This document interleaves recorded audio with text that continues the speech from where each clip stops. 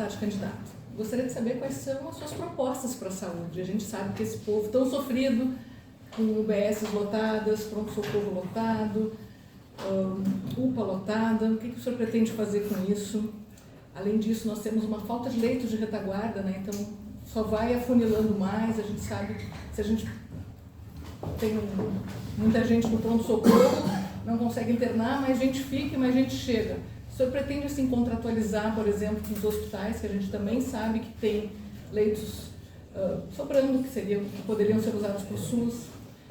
A gente sabe também que o plano de cargos e salários dos municipários está difícil, né? Inclusive para os médicos, né? Se o senhor pretende conversar com a gente também do Sindicato Médico para ver um plano de cargos e salários para os médicos, o que o senhor me conta? Qual é a sua proposta para a saúde de Pelotas? Na área de saúde, primeiro é o seguinte, eu acho que é importante que todos que estão nos ouvindo lerem um pouco os planos de governo de cada um.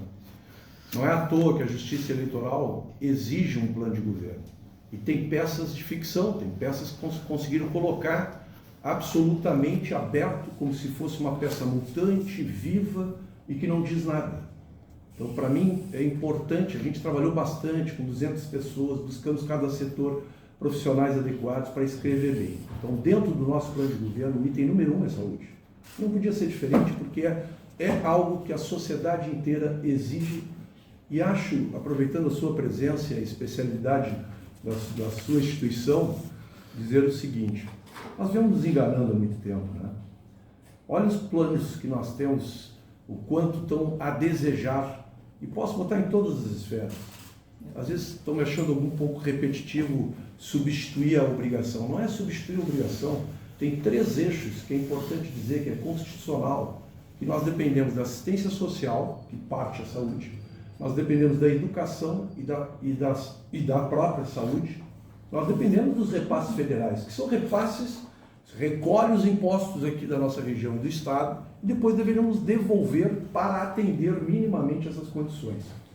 Bom, e todos sabem, eu dou sempre um exemplo, mas tem tantos outros. Só a tabela do SUS, a senhora pode me confirmar, faz 20 anos que não tem correção da tabela do SUS. Então não adianta o Estado dizer assim, olha, eu recolho do Estado do Rio Grande do Sul, na hora de devolver, repassa para um médico R$10. R$10, pessoal, uma consulta de especialista. O que acaba acontecendo? Formam-se filas, não consegue atendimento, falta recurso, aí vem a judicialização, corretamente, tem que cobrir a legislação, então, olha, cabe ao município, história no prefeito, a relação é com o cidadão, e o cidadão não vai acessar o presidente da República nem o governador, ele vai acessar o prefeito. Então, acho que uma das coisas que eu tenho defendido é o seguinte: independente da eleição, tá, nós temos, e pedir que o governador lidere com a bancada gaúcha, junto com a marcha dos prefeitos, nós temos que conseguir reposicionar a tabela do SUS. Isso é apartidário, não é possível fazer gestão de saúde sem conseguir fazer isso. Independente disso, é bom lembrar, eu também tenho tido a missão, que me honra muito, que é defender o governo. Só eu posso, entre os candidatos, defender o porquê que com renovação, né, a sociedade tem democraticamente renovado o voto, né, para as nossas coligações diferentes de cada momento. O Eduardo, quando prefeito, teve uma coligação, Paula teve outra, e nós formamos uma outra agora. Tá? E esperamos que as urnas digam o que eles querem com as propostas que estão aí.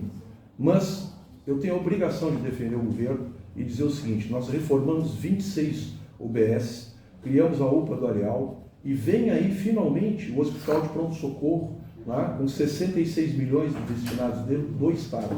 Quero lembrar também que o Estado colocou as contas minimamente em dia, que eram devedoras de governos que são os mesmos que estão concorrendo, tá? Que estavam devendo uma condição. Bom, o Estado conseguiu equalizar suas contas e conseguiu contratualizar melhor com os hospitais. Sim, nós vamos contratualizar e vamos trabalhar em conjunto. O tema saúde não tem como botar uma única bandeira. Ele depende desses 3 eixos, isso vai estar sempre oscilando. Não depende só da União, não depende só do Estado, muito menos do município. E o município tem que encontrar, acho que virá um pouco no decorrer aqui, o seu equilíbrio fiscal, porque acaba acontecendo o quê? No momento que você não tem os repasses adequados, da onde sai? Sai do bolso do cidadão pelotense, que hoje reclama corretamente que teriam que ter recursos para atender outras demandas que não eram a saúde.